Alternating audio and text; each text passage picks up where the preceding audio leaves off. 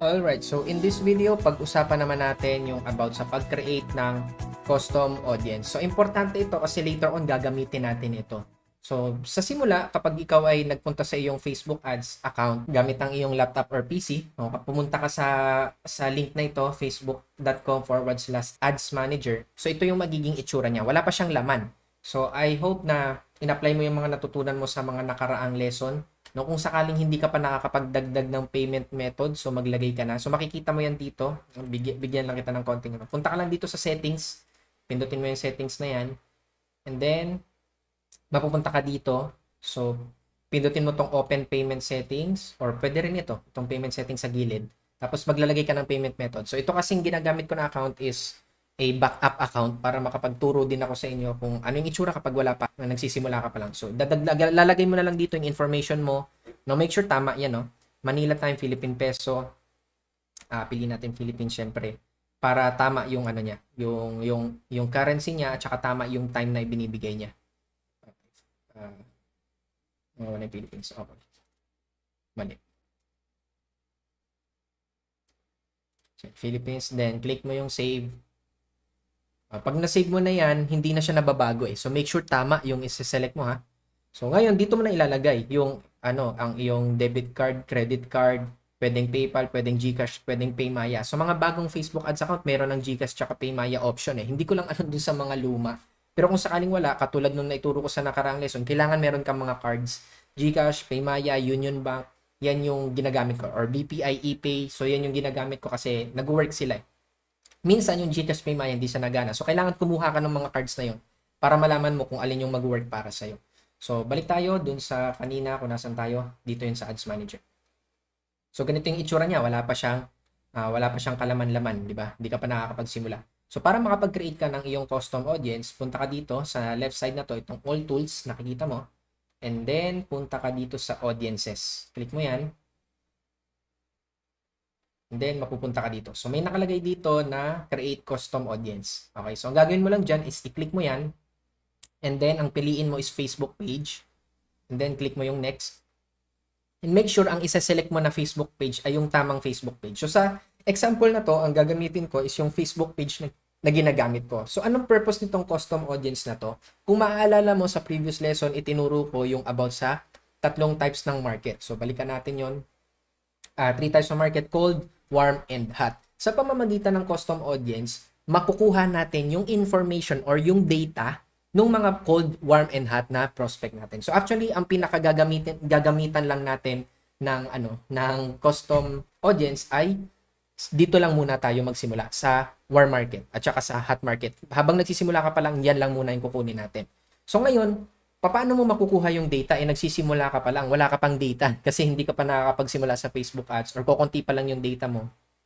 Okay lang yon kasi itong ituturo ko sa iyo is for preparation para at least in the future, once na qualified ka na or nakuha mo na yung tamang data, by the way, para at least alam mo din ay ang nire-require ni Facebook na data para magamit mo yung custom audience is at least 1,000. So for example, 1,000 messages, 1,000 na nag-engage, 1,000 na nanood ng videos, 1,000 na nag-page likes. So, yun. Okay? 1,000 na nag-message. Yan, sinabi ko kanina. So, yan. Para makita mo, para magamit mo yung custom audience. Hanggat hindi mo pa nahihit yung 1,000 na yan, hindi mo pa magagamit yung custom audience. Pero, kaya tinuturo ko na kaagad sa'yo ngayon pa lang yung custom audience, kahit wala ka pa niyang 1,000 na data na yan, ay para preparation in the future. Kasi once na nagko-cold market ka na, nag-start ka na ng iyong Facebook ads, nag-iipon na si Facebook ng data para sa'yo. Nag-iipon na siya para hindi ka na late na gagawin mo, tsaka pa gagawin mo kung kailan na medyo malilate kasi kapag later ka pa baka makalimutan mo pa. So ngayon pa lang, ipe-prepare na natin tong mga custom audience na to para at least nandiyan na siya in place na once na nahit mo na tong mga date ng 1,000, at least 1,000 data, magagamit mo na siya kaagad. So preparation lang talaga siya.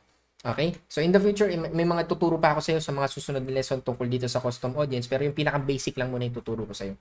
So, ang gagawin natin ay kukunin natin yung data ng mga warm market mo at saka hot market mo. Yung manonood ng video, mag-engage, magpe-page like, magme-message sa'yo.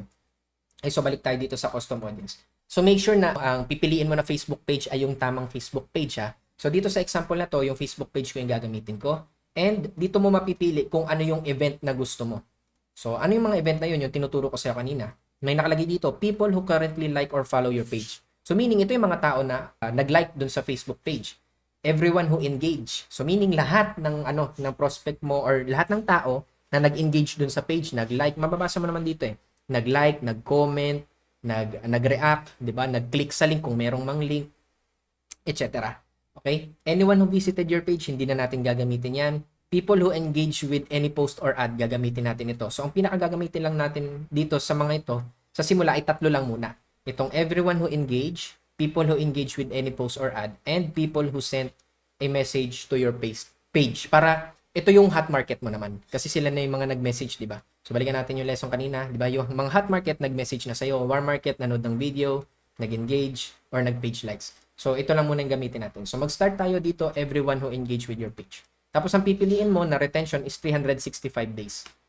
Kasi na-expire itong data na ito. Kapag lumampas na ng 1 year, yung data na nakalagay, halimbawa, merong isang tao, halimbawa si Bogart, 1 year na yung nakalipas mula nung nag-engage siya sa page mo, tapos pagdating sa ika-366 days, mawawala na yung data na yun dito.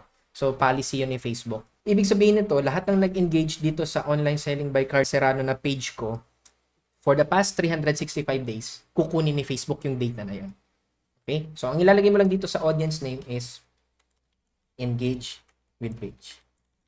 So, yan yung gagawin ko. So, ang gagawin ko is lalagyan ko ng kasi marami akong Facebook page. So, lalagyan ko lang ng palatandaan. Nice by Carl. So, yan yun. Online selling by Carl.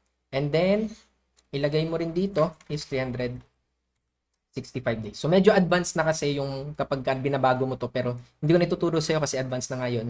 Sa mga susunod na lesson na lang yan, sa mga advanced lesson na lang natin. Pero for the meantime, yan lang muna. Then, click mo yung create audience.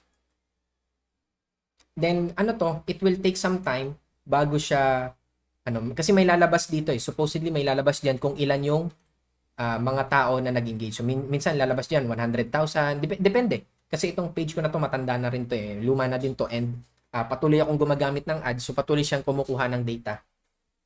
So, ganun. Okay. So, next na gagawin mo naman, create another custom audience. And then, yung sumunod naman is people who engage with any post or ad. So, meaning nito, sino yung mga nagpo-post dun sa ad mo? Kasi medyo generalized pa ito. Pero actually, itong ikalawa na to, engage with any post or ad, optional na lang ito. So, pwedeng hindi mo na rin to gawin. No? Pwedeng hindi mo na rin to gawin. So, for the sake na mas mapadali tayo sa lesson na to, skip na lang natin to. Dito na tayo magsumunod sa people who sent message to your page. Kasi ito yung pinaka-valuable sa lahat ng prospect mo. So, balikan natin yung tatlong market. Sa tatlong prospect na ito, sa cold, warm at hot, alin yung pinaka-valuable? Sino yung pinaka-mataas ang quality na prospect? Yung walang idea kung sino ka? Yung mga nanood, nag-engage, yung mga nag-comment, like, share, or nag-page likes, o yung mga nag-message sa'yo? Sa tingin mo, sino yung pinaka-interesado dyan? Di ba itong hot market? So, yun ang ibig kong sabihin ng pinaka-valuable na prospect. Kasi sila yung pinaka-mataas ang chance, itong hot market na to, ang pinaka-mataas ang chance na mag-enroll dun sa Team Genuine Academy na ma-close mo yung deal. Kasi hot market na sila, di ba? So, balik tayo dito. People who send message to your page within 365 days. Yan. Ganyan lang gawin mo pangalanan mo, message to page. So, nilalagyan ko lang ng palatandaan kasi nga marami akong Facebook page.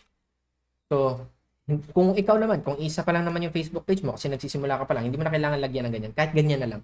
Okay, yun sa akin na nilalagyan ko ng palatandaan. Then, create audience.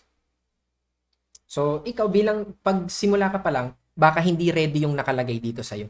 Baka nakalagay dyan is populating or hindi pa ready or minsan may lalagay dyan na not enough na audience kasi hindi pa sapat yung data mo. Yun lang naman ang ibig sabihin nun. Pero ang importante, katulad nga nung nabanggit ko sa'yo, at least naka-ready na. Okay, naka-ready na dyan. Kasi minsan, ang tagal din bago ito mag-populate eh. Minsan, inaabot ng isang araw, minsan dalawa, minsan 3 araw. Paiba-iba rin si Facebook. Bago siya mapuno yung data kasi ginagather ni Facebook yung data. So at least dito sa'yo, naka-prepared na siya. Kung sakasakali man na ang nakalagay sa'yo ay not enough data, so hanap tayo ng example. Kuha tayo ng example dito sa dito sa isa kong ads. Para at least makita mo din kung anong ibig ko sabihin. Okay, punta ako dito sa aking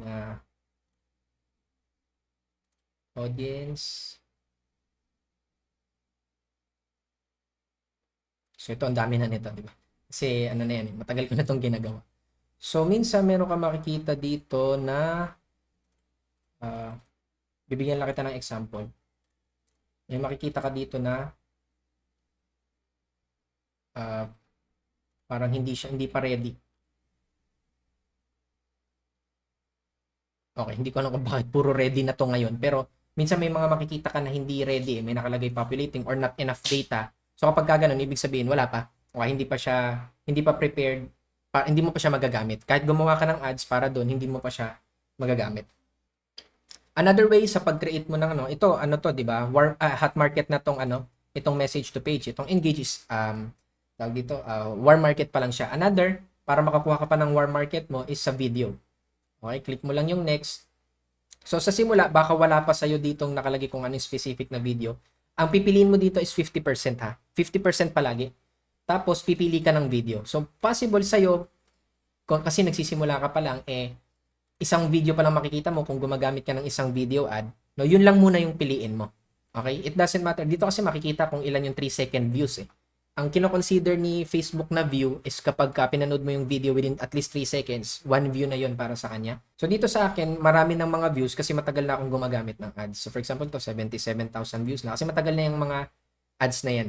So for example, isa lang sa'yo, ang pipiliin mo is kung ano yung ginagamit mo for Facebook ads. Ngayon, ito yung maganda pag video yung iyong creatives na ginamit compared sa image. Kasi yung image, hindi mo to magagawa. Hindi mo mariretarget yung mga nag-click sa image mo. No, specifically, mariretarget mo siya gamit yung unang tinuro ko which is yung engage. Pero dito, unlike sa video, specific na video pwede mong i-retarget, no? And mas mabilis na makapag-gather ng at least 1,000 na data kapag video kasi 1,000 video views magagamit mo na kaagad 'di ba? Unlike sa message, medyo mas matagal doon kumpara dito. So, sa video, mas madali mong magagamit yung custom audience para makapag-retarget ka kasi mas mabilis na mapunuan yung 1,000 na views. Kasi nga, 3 seconds lang, kino-consider na ni Facebook na 1 view na yun. So, for example, ito yung video na ginagamit mo for ads, click mo lang yung confirm. Okay, click mo yung confirm. Okay, lagay mo lang dito, watch video ad, 365 days. Okay, for 365 days. So, create mo yung audience, then, lalagyan ni Facebook yan ng data kung pwede mo na siyang magamit and magsisimula na yan na mag-gather ng data. Pero habang nagsisimula ka pa lang, kasi nga wala ka pang data, naka-ready lang muna siya. Okay, i-prepared mo lang. Para at least, hindi mo na gagawin ulit ito in the future, naka-prepared na siya, naandyan na siya, ready na siya. Okay, na magagamit mo na kaagad. Okay, so with that being said, ganun lang naman yung pagdating dito sa custom audience. Once again, ang purpose nitong custom audience is para ma-target mo itong warm market and hot market mo. Okay, kasi dito sa cold, hindi naman necessarily kailangan pa ng custom audience para dito. Sa warm at hot market mo lang talaga siya magagamit. And sa pamamagitan ng retarget ads, which is ituturo ko sa iyo sa mga susunod na lesson, ay mas mabibuild yung tiwala sa iyo ng prospect mo para mag-decide siya na mag-enroll. So, that's it. I hope marami ka natutunan dito sa video na ito. And kung sakaling hindi mo masyadong naintindihan, pwede mo namang balik-balikan itong video na ito and make sure na i-apply mo kagad yung mga natutunan mo. So, see you on the next video.